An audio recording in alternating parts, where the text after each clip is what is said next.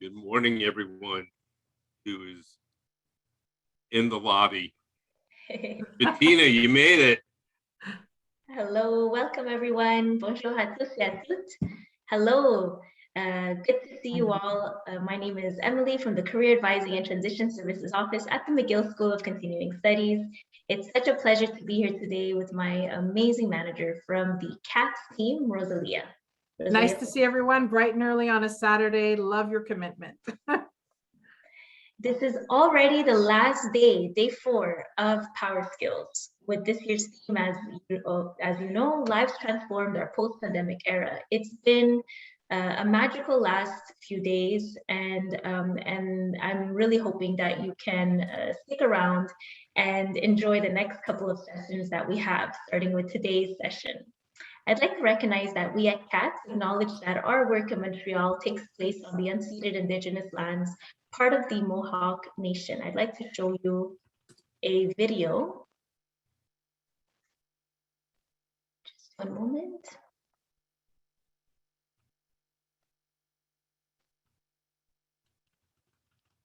Sorry about that. We'll just forget about the video for today. This land is known as a gathering place for many First Nations, and at Power Skills, we're committed to use this summit as a place of gathering, connection, reconnection, and as a place to really empower all voices and perspectives, as well as by providing free and accessible learning opportunities. So it is a real pleasure today to introduce you to the speaker to today's session, Brian Collins. For those of you who don't know Brian, let me tell you, he's got a fascinating career. He's a speaker, an educator, a relationship builder. He is a former Walt Disney Imagineer. He's helped create the stories and magic for some of the world's most beloved attractions. He's now the founder and innovation consultant of his own practice called the Brainstorm Institute, where he uses design thinking skills with a strategic business acumen when working with large and small companies around the world to help them gain more competitive advantage in the marketplace. I personally enrolled in one of his personal branding workshops and absolutely love the creative and fun activities we used. Thank you so much, Brian, for leading the session today, and we're thrilled to have you here at Power Skills. I am very, very excited to kind of, be here presenting for sure, and to be presenting this particular presentation. It's going to be a lot of fun. It's going to be a lot of fun. I know we're a little bit past the start time. Are we good to get going, do you think, or you want to give some folks a little more time to join us? Oh, no, let's go ahead. Yeah. Okay. Well, there you go.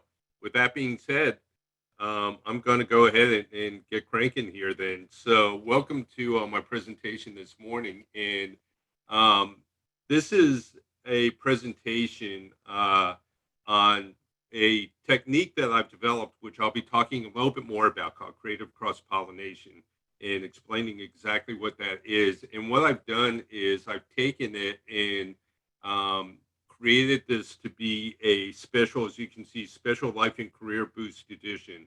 But I think it's going to have a broader resonance to a lot of you who are watching.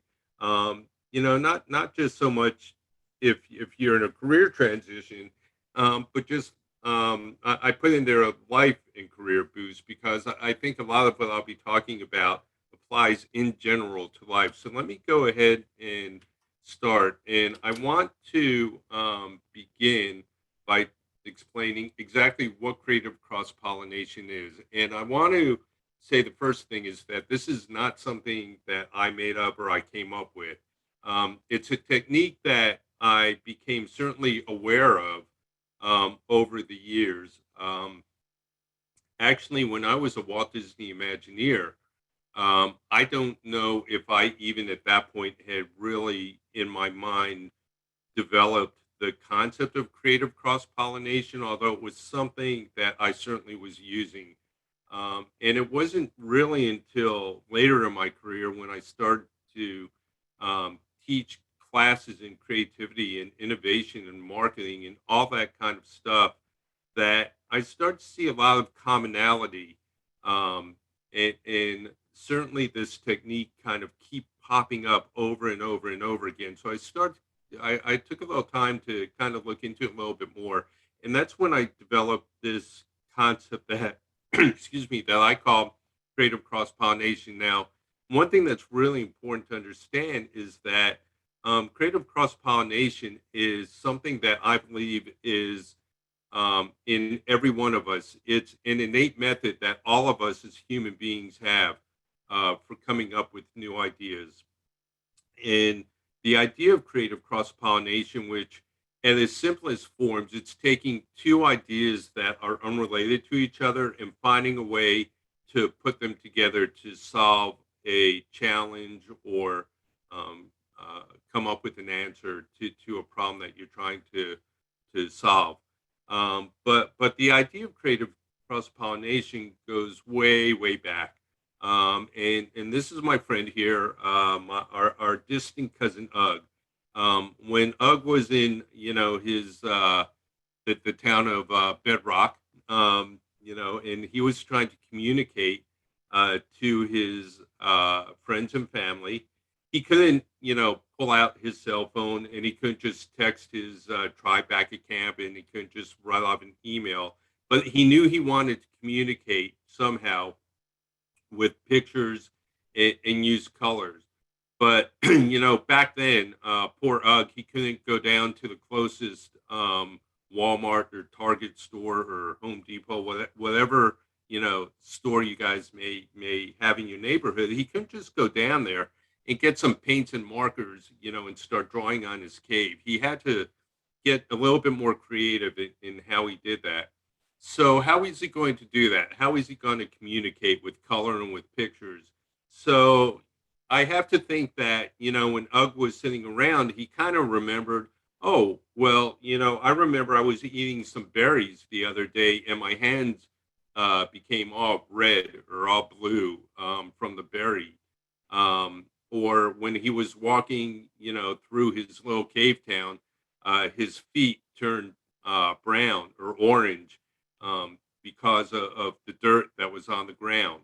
So he remembered that these ways of transferring color were happening, and then he thought, well, maybe I could take that and I can use that to communicate my ideas.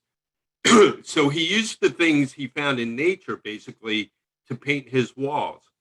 He used the berry juice and the mud for paint. And that's a perfect example of an ancient form of creative cross pollination. And some of these cave paintings have existed now for thousands of years. And you can still see, the stories that Ugg was trying to tell. So, creative cross pollination, like I said, goes back years and years, thousands of years, to when humans first started roaming the earth. And as Imagineers, we often sought solutions to our own creative challenges by exploring ideas that would be ignored by logical thinking. A lot of people will call it now design thinking, or um, Edward de Bono called this lateral thinking. So, if you've ever been in a formal brainstorming session, you know that one of the universal rules is that no idea is a bad idea, right? You want to put out as much stuff on the wall as you can, and whether it seems practical or not, everything has merit. And even though it may seem like outrageous or like a crazy idea at the time when you first put it out there, that could give you the spark into creating something new. Okay. So when we talk about creative cross pollination, a lot of the times it's about putting as many dots on the table, so to speak. So at some point in the future, you might be able to connect them. Why it's very important, I think, if you want to be innovative, if you want to be creative, you have to fill up what I call your mental filing cabinet, right? I think a lot of creative people tend to like hoard things physically and mentally. So if you like were to go into like my garage right now, it would be like probably, if you went in there by yourself, I'd have to send a search team to try and find you to bring you out. There's so much stuff in there. Okay, it's a mess, and I think creative people tend to do that. And not only physically but mentally as well. We'll walk into a room and we'll, make note of the colors in the room, the sounds, the lighting, all that kind of stuff, and we kind of tuck that away, knowing that we may want to use it at some point in the future. Not necessarily knowing when we may use it, but just knowing at some point it's going to come in handy. So creative cross pollination is all about putting as many dots on the table when you're trying to solve a issue, and hoping that y'all find a way for them to connect. Steve Jobs gave a very famous commencement address at Stanford University several years ago. And in that speech, one of the things that Steve Jobs talked about was connecting the dots. And his quote here, as you can see, is that you cannot connect the dots looking forward. You can only connect them looking backwards. So you have to trust that those dots are going to connect for you somehow in the future. You have to trust in something, whether it's your gut, destiny, life, karma, whatever. According to Steve Jobs, this approach has never let me down, and it's made all the difference in my life. And I think a lot of you can probably relate to that. And the reason I think you can all relate to that again is because this technique of connecting the dots, which I've called creative cross pollination, again, it's something that's very innate and natural in every one of us, and it has as much to do with trusting that those dots will connect, will collect throughout your life, and somehow in the future, and it's always kind of fun and interesting to see how they do. So, what I'm going to do now that I've kind of set the stage and explained what creative cross pollination is I want to give you some ideas on how you can do that when it comes to your career, because that's why a lot of you guys are here um, in joining us. Not only in your career though, but just in a bigger sense in your life, how you can use cross pollination to connect those dots. And I want to start by giving a football analogy. So, and I'm talking here about North American football, and not the European version where they use their feet. And football is really a football. I don't know how we stole that from Europe and called our own sport football. But anyway, so you see here Tom Brady, right? Probably one of the greatest, if not the greatest, quarterbacks of all time. But when Tom Brady was young, when he was still in high school, and maybe even before that, and he was still learning his pass technique. Um, and not just Tom Brady, but any, let's use any quarterback that's out there if you've ever played football. You need to break down every move, right? So if you're a coach out there, you need to break down your athlete's foot position, their wrist movement, their finger placement, the follow through, all of that basic stuff, right? Pablo Picasso once said that every act of creation is an act of destruction. And in other words, you need to, before you can create something new, you have to deconstruct it. You have to break it down to its simplest uh, basic form and understand what those components are. And then once you understand and have a mastery of those basic components, then you can start building something new. So in this case, if you're a quarterback, you learn all those fundamental techniques, and there's a lot of information that's coming to you. And when you're first learning the new skill, in this case football, but whatever it may be, and you've got all those different techniques and components being thrown at you, you spend a lot of time thinking about all of those individual things, right? But after you get in there and you repeat the skill, in this case, let's say, passing a football, you repeat passing that passing motion over and over again with time and patience, it's going to become second nature. Um, a lot of you may think of this as like muscle memory, right? So eventually you get to the point where whenever you go out on the football field, you're not thinking about your foot position or your finger placement or the follow through or all those individual techniques. But eventually it becomes so second nature that your only concern is excelling at putting all those together to get the job done. In this case, finding your open receiver and getting him the ball in the most efficient and accurate way. So I think that football analogy does a great job of explaining how breaking something down first and understanding it is is very, very important. And then once you understand those fundamentals, then you build up and you create something extraordinary. And creative cross pollination works the same way. Okay. So when we're using our brains and we're trying to solve an issue, a lot of us have, there are a lot of different techniques and ways that we can do that. But um, creative cross pollination, is one of these. And if you've ever been told that you're like overthinking a problem or you're thinking too hard, that's kind of like the equivalent of that quarterback who's focusing on his foot position or his hand uh, position or his arm movement. You're sometimes you can overthink an issue that you're trying to solve. So with breaking down those components that contribute to your creative side and understanding how those fundamental techniques can serve as the building blocks of your creativity. Um, that's kind of how you build up your skills for creative cross pollination, right?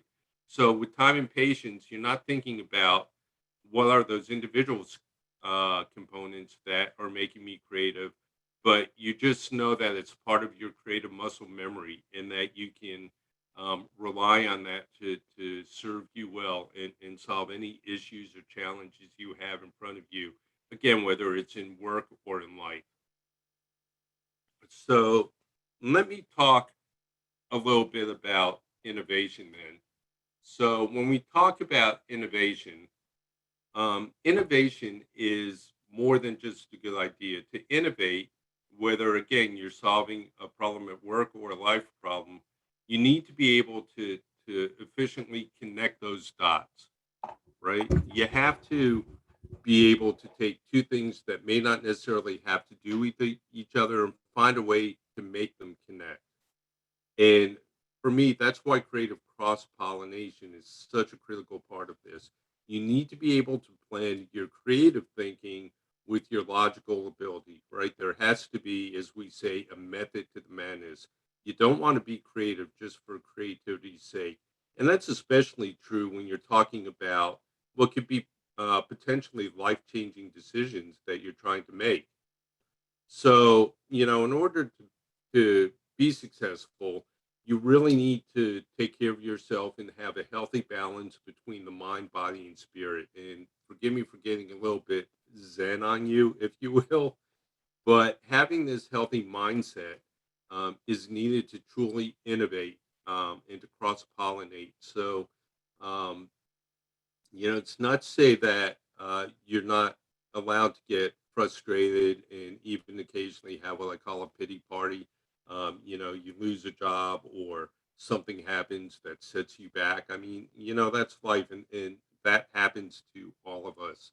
But the thing is that you want to certainly for your own health acknowledge it and deal with it, but you don't want to dwell on it for a long, long time. You need to be able to kind of move beyond that and get yourself in a good mental state to attack the issue and figure out what's going to come next and how to do that. So we'll be giving you some tips on how to do that in just a little bit. Um, say that, in my case, being an Imagineer didn't impart me with any kind of super creative powers, right? I happen to be, very lucky and blessed and in the right place at the right time and, a million other factors. Um, that allowed me to become uh, a Disney Imagineer. Very, very, very, you know, happy and lucky it happened, but it doesn't make me any more creative than a lot of people out there. And every day, um, in my work and in my life, meet people who are certainly far more creative than I consider myself to be. And creativity is such a subjective thing anyway. But it's the same thing as, if you're, let's say, like a Navy SEAL, um, those warriors don't have any superhuman strength um, beyond most of us. A lot of it's mental, right? So uh, everybody has got the talent and the skills to do this. But the one thing I will say is that to be able to reach the height of those professions, um, those of us who've been able to find ourselves fortunate enough to get into some of these jobs and positions, we've all learned some secrets along the way. So I want to share some thoughts with you to help you focus and tap into your own creative energy that you can use to transform your life and certainly your career. So, the first thing I want to talk about is finding your own path, right? There's an old saying that if you find a job you love or a career you love, you'll never work a day in your life. And whenever I speak, certainly to students and even to, lecture to adults, in workshops and things like that, it's something I wish for everyone. I hope that everyone out there is able to never have to work a day in your life because you found a job or a career that you just love so much that you've got passion for. Super, super important. And to do that, you have to do a little bit of soul searching sometimes, and you have to um, have a plan on how to get there. You have to find your own path. And the other thing I want to say is that's very, very important to understand the difference between a job and a career. I always differentiate between those two things, a job and a career. Um, and the difference in my mind is that jobs tend to be shorter term employment choices that we make to reach a short term objective. So when you're working a job, it could be, let's say, you need more income. You take a job not necessarily because you're crazy about the job, but it's going to help in your career advancement. Sometimes you need medical benefits or you like to travel. So there are a lot of different reasons that people find themselves in shorter jobs. Now, jobs can certainly be a part of a larger career. And it's not say that, if you're working in a specific job that you don't like it or you hate it. I mean, many people work in jobs that they just love and adore, and that's wonderful. But in my mind, jobs tend to be, I consider jobs to be these shorter term employment choices um, that we find ourselves in, whereas a career is something that you build over your lifetime. It's hard to say that you've had a career if you've only been out of school for maybe a few years and in your maybe in your first job. Um, when I look back now, and not to say that I'm old, but when I look back now, I've been very lucky and blessed to have a lot of different jobs that, some I've really loved, some not so much. Um, but all of that has created my career, my personal career. And now I'm, thankfully at the point where, I've had a lot of different jobs and experiences and opportunities where I'm just having the most fun that I've ever had. And that's something that I wish for all of you. Like I say, that you find a job so that you don't ever have to work a day in your life. Getting back to this concept of making your own path and finding your own path when especially when we're talking about job transition, I think it's super important to make an assessment of what it is that you want to do in life. What's going to make you happy, right? And then plan an effective and practical way to get there. And I'm going to talk a little bit more about that later. And this is something that could take weeks, it could take months, it could take years. Um, for all of us, it's different. And it depends on a lot of different factors. But the most important thing is finding something that you're happy and passionate about. Um, because if you can go to work and you're happy and passionate about walking into your office or sitting down in front of your computer like a lot of us do these days. I don't know if physical offices are going to be, so much of a thing in the future. Certainly, they're not going to be as much of a thing. Um, but if whatever your work situation is, if you're happy and passionate about it, that's one of the best ways to ensure that you're going to stay creative and innovative and contribute at high levels to your job and in your career. The next technique, if you will, that I want to share with you has to do with listening to your inner voices. And if you hear voices, I don't want you to worry. You're not crazy, unless they're the kind of voices that are bad voices, telling you to go out and do bad things. Those are different kind of voices, and you may need therapy. Just saying, but all of us have got inner voices that we hear. Some of us may define those inner voices as like a what we call a gut feeling or instincts or whatever it may be. But these inner voices exist, and again, they go back, hundreds of years and probably more to our friend Ugg when he was back in the caveman days. Um, it's something that's very natural. Sometimes you want to listen and trust those inner voices.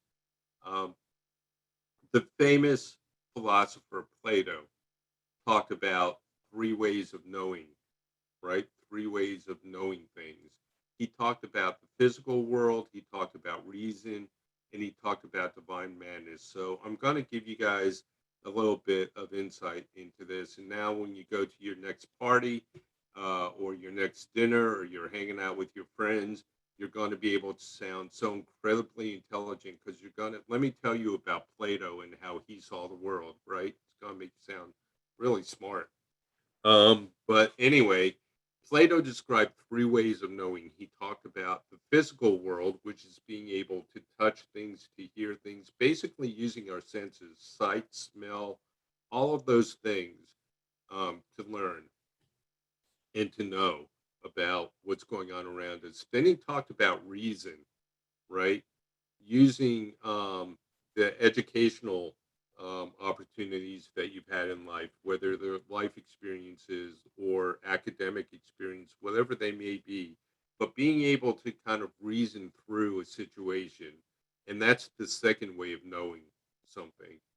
And then the third uh, uh, way that he described was something that he described as divine madness. So, this madness, if you will, coming from above, from a bigger source, not knowing necessarily how or why we know something to be right, but knowing that it is. Again, it's going back to those instincts, to those gut feelings, trusting those inner voices that we're hearing.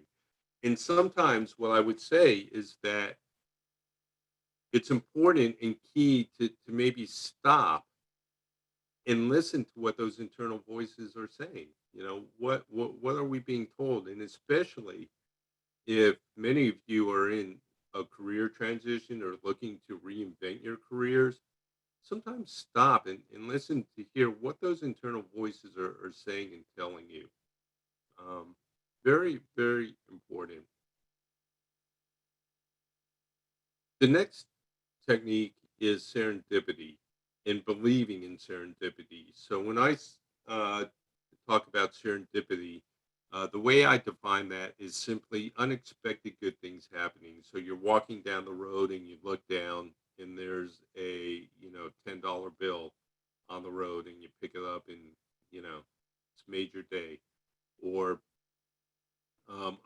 unexpected good happenings. You're at a party and, or out with a gathering of friends, and you look across the room, and there she is, the most beautiful woman you've ever saw, staring back at you.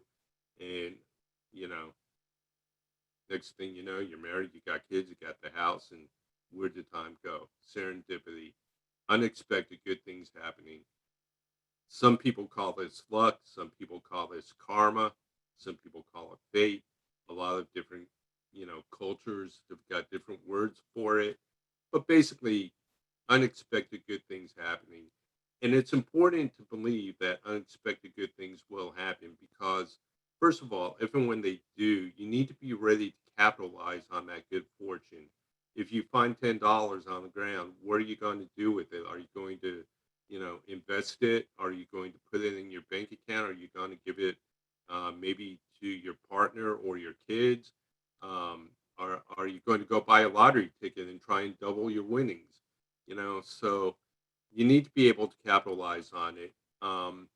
Same thing in life and in work is that sometimes unexpected things are going to happen, good things are going to happen, and the key there is unexpected, and you have to be able to capitalize on it. So then, and again, I'm going to talk a little bit more about that in a second. But before I do, I want to talk about this next trait, which I think is important for being the best that you can in terms of creative cross pollinating, and that's to build a bit of a swagger. Okay. And when I talk about a swagger, I'm talking about self confidence. You've got to develop a set of self confidence for yourself.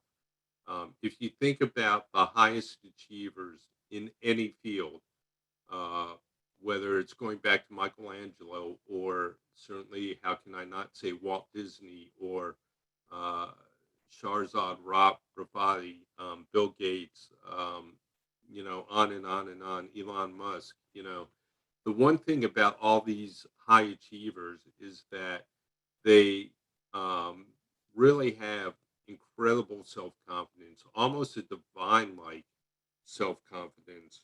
Okay.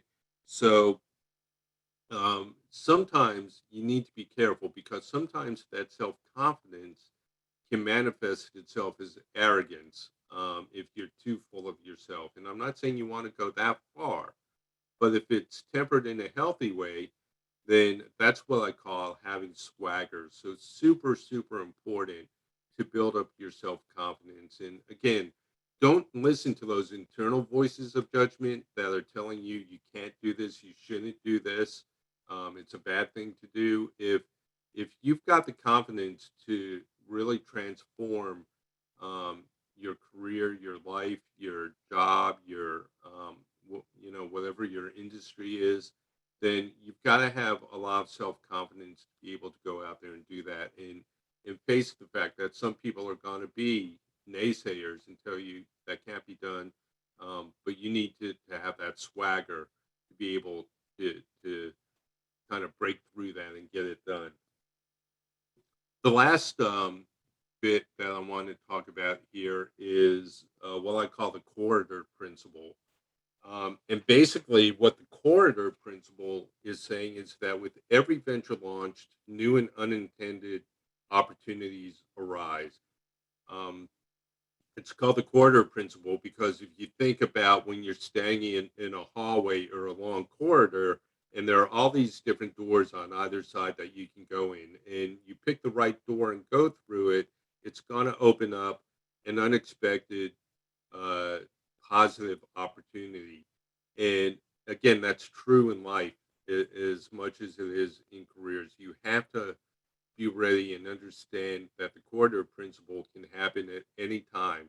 So when we're talking about innovation and cross pollination, this does take a degree of flexibility because these often unexpected results are going to lead you in a completely new direction. Now, for someone like me who tends to be like super ADD and go down rabbit holes all the time, and it does take a lot of mental discipline to understand that um, just because you're presented with a good new opportunity right now at this exact moment may not necessarily be the time to act on it. But as long as you understand what that opportunity is and that it's in front of you, tuck it away to know that you need to come back at some point to re-examine it. Um, and if you give yourself the luxury of having that sort of an open mind and understanding that instead of taking a very algorithmic approach, a straight line, if you will, from point A to get to point B, but if you take a more heuristic approach, which is the scenic route, where you know there are all these exciting, new, unexpected twists and turns and pathways that can happen along the way, then that to me is going to really benefit you in terms of helping to redefine what you want to do with yourself in life and in work. So take the time to look at your skills and your desires and find new ways to cross pollinate them into a meaningful career. So you never have to work a day in your life. Again, that's my goal for you. Is that I don't want any of you who are watching and listening here to ever have to work a day in your life. And I'm going to finish up by giving you a little bit of homework. So this is some homework on how you can use creative cross pollination for career success or transitions. The first thing I want you to do is to write down what your skills are, both in work and your hobbies. So, a lot of you, let's say, you work in finance, or, um, maybe you work in Cirque du Soleil, you're a performer, who knows?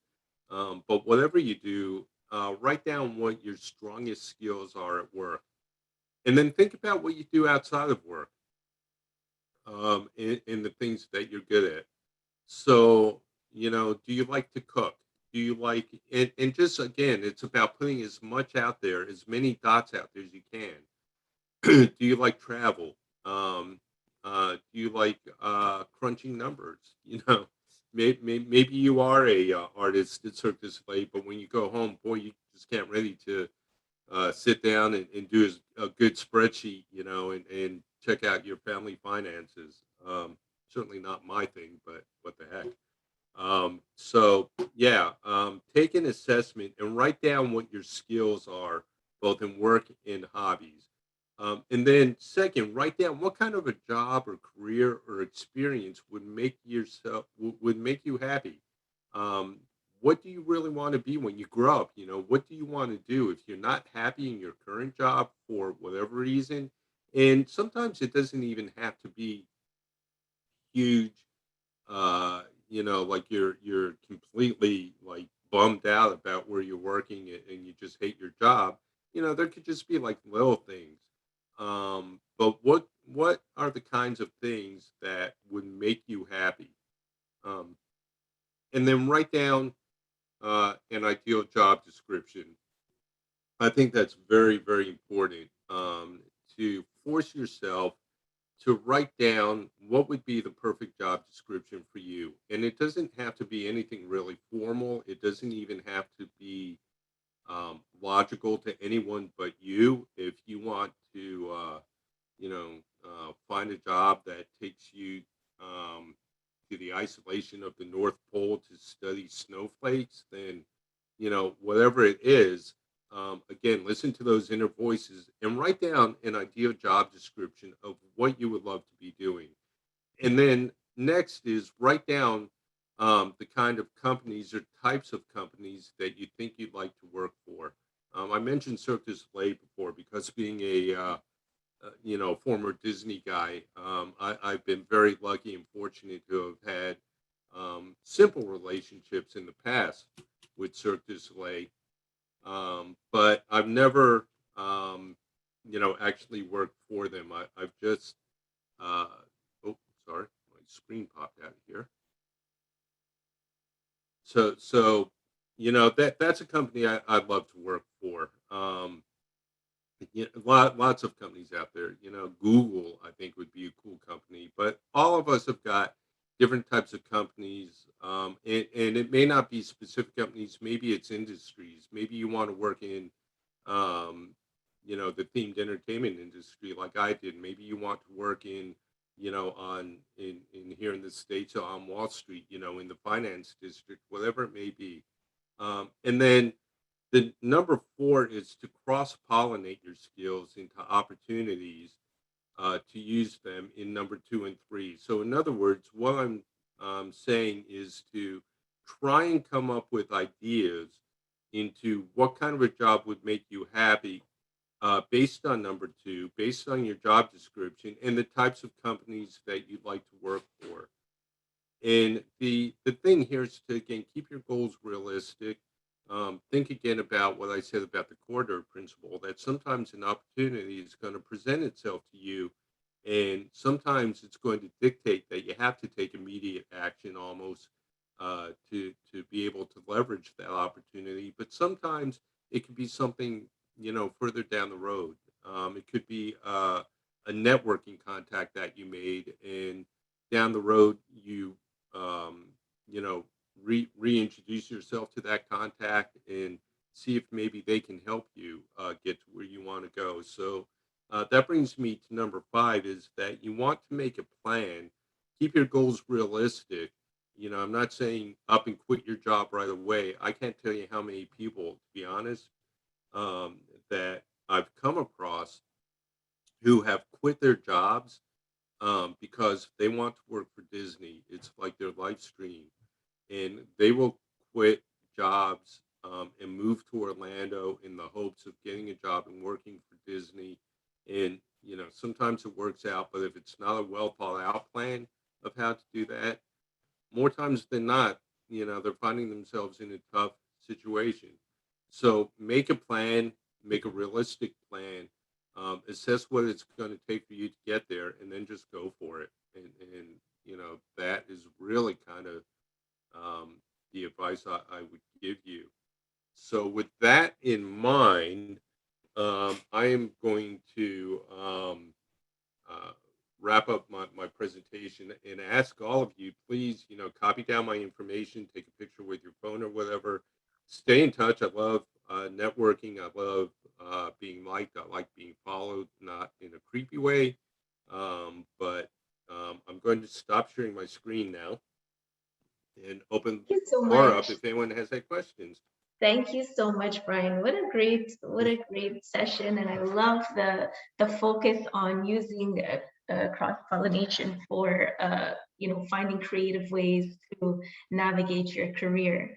I'm so curious, and I love that when you mentioned the importance of serendipity. How do you navigate? I mean, as career advisors, we talk about having a plan and creating a career plan, and you spoke about that too in your homework as one of your last steps. Have that plan. How do you navigate creating a career plan that reflects your goals but then is flexible enough to embrace that notion of serendipity and that corridor principle that you Yeah. mentioned that leads to unexpected situations? I think one of the keys there is kind of like what I was saying before is that you need to understand that when these opportunities present themselves, you have to kind of step back and look at whether or not it's something that you need to kind of address right away, or if it's something that you kind of tuck away, you put in that mental filing cabinet that I was talking about. And you know that it's a good lead or a good contact or whatever it may be, but one to kind of come back to. And honestly, a lot of times for me, like as an individual consultant, right, I never, I always have to kind of keep the train going in terms of networking and trying to find new people to work with and how to um, find new jobs for me.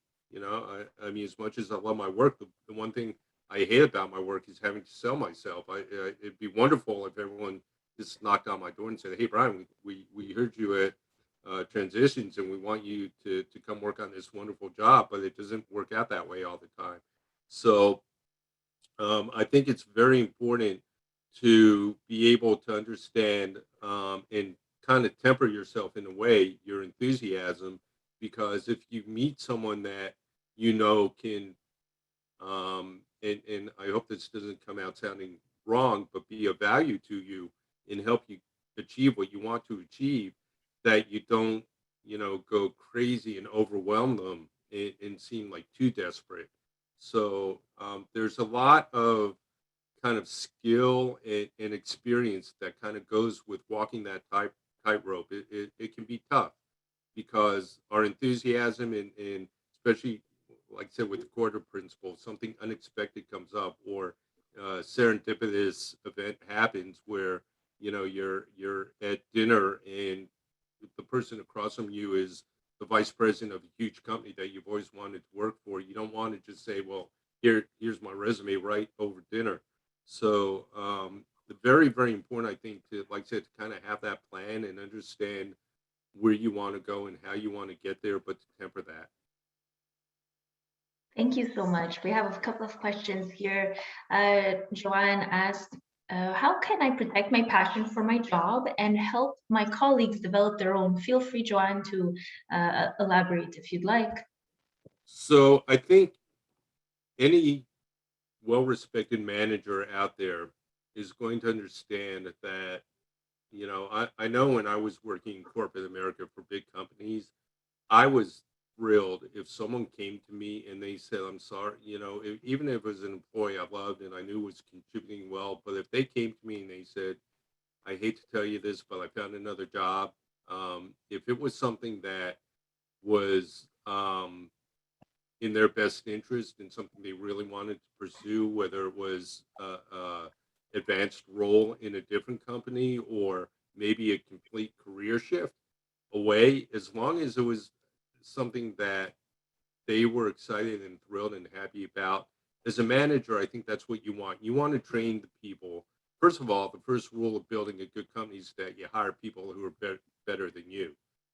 And I think any manager in any company will tell you that. Again, that comes with that swagger and that's self confidence to be able to do that. You can't be threatened by the people's good skills. It's kind of crazy underneath you. You want to hire people who are probably better and have the potential to take over your job. Um, so you need to trust in your own skills. Again, you need to kind of like temper that enthusiasm a little bit, but don't be afraid to kind of go out there and explore a little bit, and don't I again, I don't want this to come out sounding wrong, but don't be worried about um, being perceived as not being loyal to the company. If you're making a change for yourself, that's for the better, either physically, uh, mentally, financially, whatever it may be. Go ahead and do that. You should never give up on your passion. So many people are working in jobs that they um, go in and they just punch the clock and they don't like and they feel like they're like trapped there, but you're not trapped.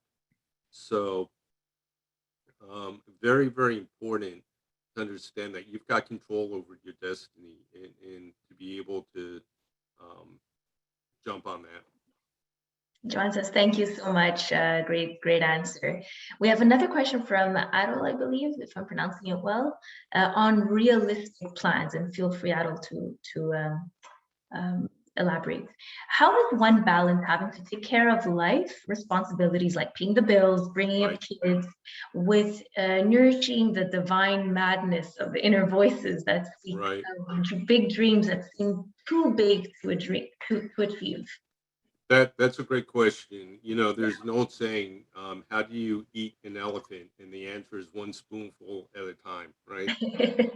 And sometimes when we look at the enormity of life in our careers, it seems overwhelming that there's such a huge pathway in front of us to get to where we want to achieve, to get to our passion. Um, what I would say is that sometimes you have to start small and do small things within your capabilities to be able to eventually have a plan to get you to where you want to go. So that's why I was saying you don't want to like, get to the point where you're like so frustrated with yourself and where you are in life and everything that you go in and you quit your job tomorrow and just say I'm gonna go for it. That's irresponsible. You need to be responsible to yourself, to your family, to that there are a lot of external factors, and they're different for all of us. And what makes us go down different career paths. But first is you got to be responsible, and only you know what that is. That being said, when I wanted to start consulting full time, I didn't just quit my job because I felt like I had the skills and the ability to do it. It took me years, 10 years maybe, of doing small little consulting gigs on the side. Sometimes it was working, doing volunteer work. Sometimes it was, working as a coach or in Boy Scouts or whatever it may be, on the weekends with my kids and doing, different types of volunteer work that still um, kind of flexed my creative muscles and exposed me to different situations, which for me, that was important. So find ways that you can use those skills that truly make you happy, sometimes outside of work or within work. Take the initiative to come up with some kind of maybe a interesting creative approach to a project you're working on, or understand what the company's bigger goals are, and go to your management and talk to them and see if maybe you could take on maybe a small project. And you know what, it's not unusual for those small projects if you prove yourself to turn into bigger projects, and that's kind of one way to kind of start working yourself into a different career path. So internally and externally there are ways to do it, but I think overall, you need to kind of start small to protect yourself and protect that income and that type of thing, and just understand, again, serendipity, good things are going to happen down the road, and certainly you can help make those things happen. So, Thank you so much. And Adol has mentioned, has written in the chat now, thank you. So be responsible and embark on small experiments like a fusion at the beginning of a potential change. I'm sorry. So the question in there was, Oh, she was just responding. oh, thank Yeah, you. yeah, Okay. yeah. She was, thank you. Any other questions? You can feel free to write that in the chat or speak up. I always wanted to be a career counselor. I don't know. Maybe I could do that. I feel Just you kidding. really are an actual career counselor. I'm loving all of this career insight that you're sharing. I'd love to know, while people are thinking of their questions, in terms of creativity, your whole career has been on exploring your whole creative projects, incredible creative projects. So what do you do when you find yourself stressed and in a creative rut? What rituals or activities have been helpful to you, particularly, to get out of that and regain that creative energy? That's a great question. So kind of going back to a lot of times when that happens, it's kind of like going back to my football analogy. And a lot of times when that happens, what I'm finding is that I'm starting to um, think too much, overthink a problem or an issue. I'm breaking it down into those fundamentals instead of trusting myself to, at this point in my career, let my natural instincts kind of take over and do what I do best. And when I find that happening, a lot of times I think the best thing you can do, honestly, is walk away. I'm going to kind of tell you another little story here. If you've ever read Hamlet, right, about the Danish prince, Shakespeare's Hamlet, there's a scene where the young Danish prince Hamlet gets up in front of the audience and he starts thinking out loud, kind of breaking that fourth wall. And he's giving the speech about to be or not to be. And basically, what he's doing is he's thinking out loud about, should I go down this path or should I go down that path, to be or not to be? And there's actually an answer to that question that Hamlet chooses. And it's not really anything that's expressly like said in the play itself. But if you are a Shakespearean scholar and you study that kind of thing, I was actually the marketing director for the Orlando Shakespeare Festival, so that's how I know this. I mean, random facts. Either that or being a dad, because dads can just make up stuff and kids believe it. But Shakespeare wrote the play, and there's actually an answer to Hamlet's "to be or not to be," and the answer is that he decides is to just be.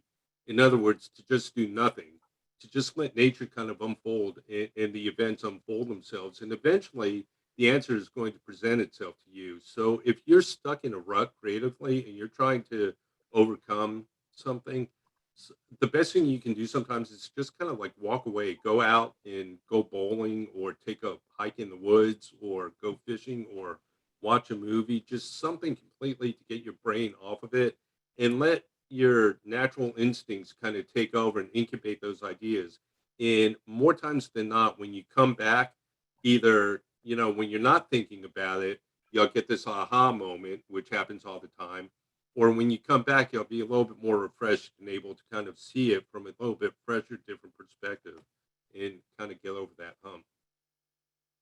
I love that. Yeah, and I find myself when I am thinking about complete other, just completely distracted thinking of other things. That's when the answers kind of come to me when my mind is not in that problem I'm trying to solve. I, Thank I, you I, so much. I will tell you real quick, when I was working as an Imagineer, that was one of the beautiful things about working in an organization that understood the creative process is that, um, if I was working on a project and I couldn't get to it, I could get up and walk out into the theme parks and just kind of like forget about life and work. Go And for a and ride. that was okay. Yeah. And that was okay. Now I'm not saying that you all can do that, but if you can get up from your desk and, go outside or, just even to take 5 or 10 minutes sometimes is enough to kind of help kind of, recharge that process. Absolutely. We have two more questions if you have time for that. Yeah. Okay, Fire thank you away. so much. You're so generous with your time. Okay, so another question from Adol is hire people better than you. Sadly, many leaders or managers I've had a scarcity mindset and afraid to really share power with Yeah. those that they hire. So how can we encourage leaders not to be afraid? So that's a great question too, and that's a tough challenge that a lot of people find themselves in. A lot of times, people tend, people are people, whether they're managers or frontline workers or whatever. And how many of us have been, like younger or earlier in our careers, or maybe even now, where you're working in a frontline position as, let's say, a server, and you know that you've got some better ideas than the restaurant manager and you go to them and you try and share those ideas and they don't want to hear it, because they're the manager and you're the worker and, stay in your lane. Um, it's challenging. One thing that's super, super important in all of life, in all of your career is that you just have to understand that there are different personalities and different communication styles out there. Understanding different communication styles is super important because sometimes it's not what you're saying, but how you're saying it. And if you've got a manager out there who is really high on himself or herself and doesn't want to hear what you have to say, maybe you can find ways to either exhibit a behavior and model a behavior in front of them, or find ways to maybe talk to them offline or whatever it may be. So trying to kind of get inside the other person's head and understanding what makes them tick, how they like to receive information, how to sometimes, quite frankly, how to feed their ego. Suck it up. Sometimes you have to do that. I mean, you do have to respect the fact that they are the manager. Sometimes, for good or bad. So understanding how to communicate with them is super, super important. Thank you. Thanks so much. Absolutely. Communication is at times too undervalued. In the football analogy, the football player needs to be open to feedback. Yeah. And the question is, sometimes many of us are allergic to feedback and we get defensive. So how can we build up teams that eat some feedback like a power breakfast to start the day? That's a great question. That's a great idea. Great question. So, first of all, if you're dealing with like small teams of people, and sometimes even big teams, and nowadays with COVID, it's really, really hard And I think a lot of people are missing that interaction between teams. But bringing people together is like really important. And bringing them together, I think, in fun environments, in relaxing environments outside of the office, I think is very important to give people a chance to kind of relax and um, bond together, understand how your teammates communicate with each other, like I was just discussing, all those types of things. So I think that's really important. Um, as you know, I was just talking about the importance of an individual understanding how to communicate with their manager, but I think absolutely it goes the other way too. If you're a manager and you've got a team, and not everyone on your team um, is either buying into your vision or whatever it may be, you need to understand how to communicate with them as well. And again, you want to have that swagger I talked about, that self confidence that I talked about, but you also want to understand that your greatest strength is going to be from the people who you work with, and finding ways, if it's maybe, recognizing that you're having trouble with an individual or a small team, take some time to speak to them as human beings, not as employees, and see if you can kind of break through. The recurring theme here, which I know, Emily, you have said that you appreciate many times, is communication. It's so important in working life to really kind of hone your skills and kind of be focused in on the different communication styles that people have. If you go online and do a Google search, there are different communication assessments that you can take that will give you an idea of your communication and other people's communication styles. And it's a real eye opener if you've never done that, to kind of see all these different communication styles that people have. And I think once you recognize that and you keep that in mind when you're talking, either, on the way up or on, to people below you, it's going to make, um, your life and work much, much easier. Thank you. Thanks so much. And Adol has responded. I totally believe that. As a manager, I'm good. I'm as good as my team is great. So pour into my team, and that investment will show in good time. That's a great response, Adol. Thank you so much, Brian. You've been so generous, so insightful. Thank you for leading this amazing, encouraging conversation on why creativity matters so much and how to really tap into our creative energy to transform our life, our career. You're clearly so passionate. It's been a real delight learning from you. 1 hour just flew by. Participants, thank you so much once again for joining us and for powering up with Power Skills. Have fun and enjoy this last day of the summit. I'll be including the lineup of sessions in the chat. And everyone, please connect with Brian. He's shared his different ways that we can connect with him on LinkedIn. Here, I'll throw in the link in the chat right now. Thank you so much, Brian. It's been a real pleasure. Thank you. Thank you. It was a lot of fun. Good luck, everyone. And seriously, if any of you out there have questions and want to follow up with me one-on-one, please do. You're so generous with your time and with your expertise. So appreciated. And we look forward to working with you again. Great. Thank you. Bye, everyone. Thank you. Thank you, Brian. Thanks, everyone. Enjoy the rest of the day. Take care, Brian. Thank you. Bye-bye.